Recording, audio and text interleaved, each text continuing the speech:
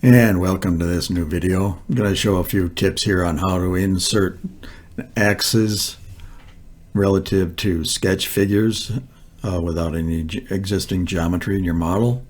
So a couple of things, actually the question came up on the forum, how do you say create an axis that's going to be on this offset plane but tangent to this circle, because if I come up here and select axis and I select my circle and select my plane, I can't, it's not going to say go ahead and apply that. So how do you go, what are the steps involved in going about doing that? So there's actually about 2 or 3 things you can do here. So if we come in here and say edit this sketch, well, first thing, I'm just going to insert an axis between my offset plane and my YZ plane and click apply. Okay, now that gives me an axis that's going to be at the intersection of these 2 planes. Now if I add a new axis, select my offset plane and my new axis, now I have a dialog here. I can key in a value,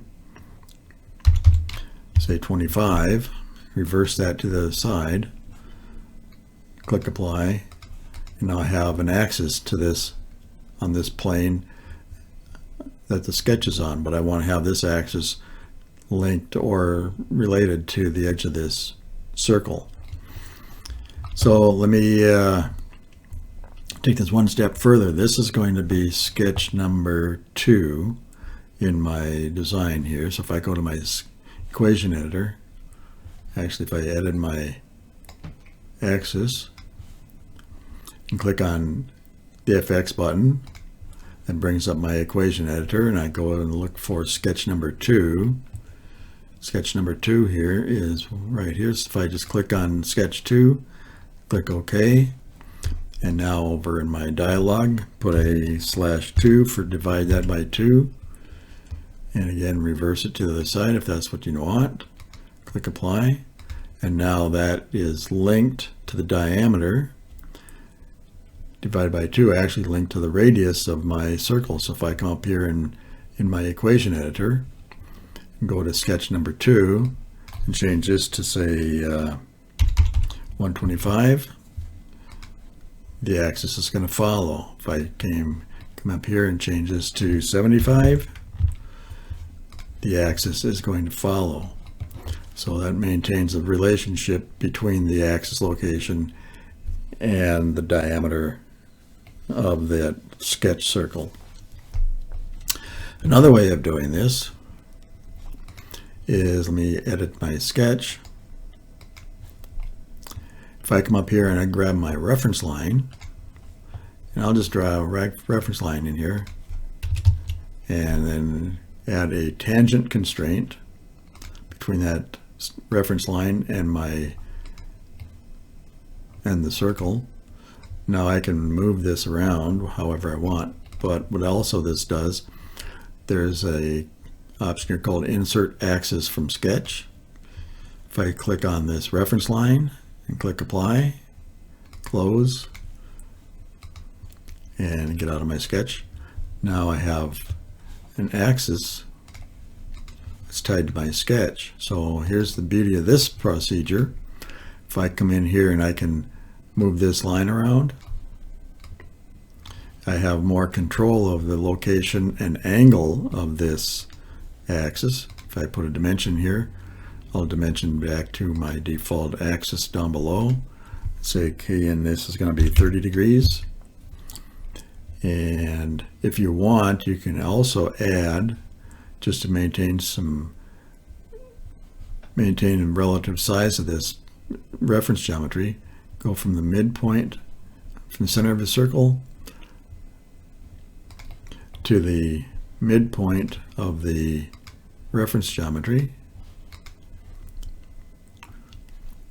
and we'll put a dimension length on here too. Say I'll make it 60.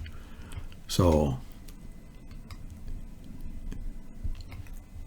and one more will be perpendicular to that reference line in the center. So now as this moves around, if I get rid of my angle dimension here so it doesn't lock it down, see if I can drag this around. My reference line stays the same shape, and no matter where that is, there's my axis. So come back here, we'll edit this, add another dimension. Okay. So that's another way of adding that in there. The other thing you can do too is if you come in here and add in your equation editor, add a parameter, create a new parameter equation. We'll key in here axis offset. Hit the right keys here. And here this is going to be equation driven, so let's make this 75 as a distance. Click apply and close, and then OK the box. Now if we come in here and say insert axis, select the plane. Now if I want to say we have an axis that's offset to my angled axis, I'll click on this and come over here and I'll pick my axis offset dimension. Click on apply and close that. And now, where did it go?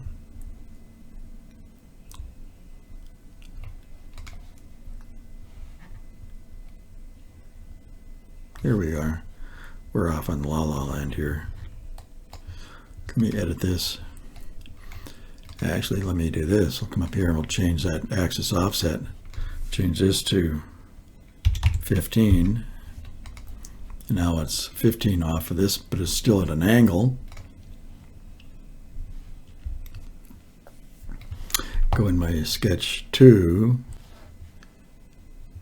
angle 30, say 15. Now if you change your angle via the equation editor, you're going to have to hit a regenerate all, so that updates all your parameters in your model.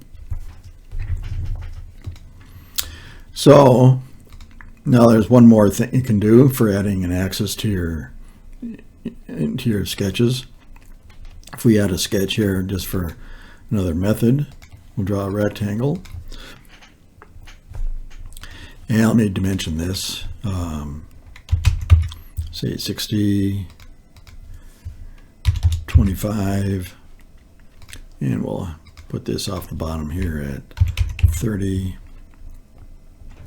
And we'll constrain this midpoint, so hit point, point, and midpoint. And now that's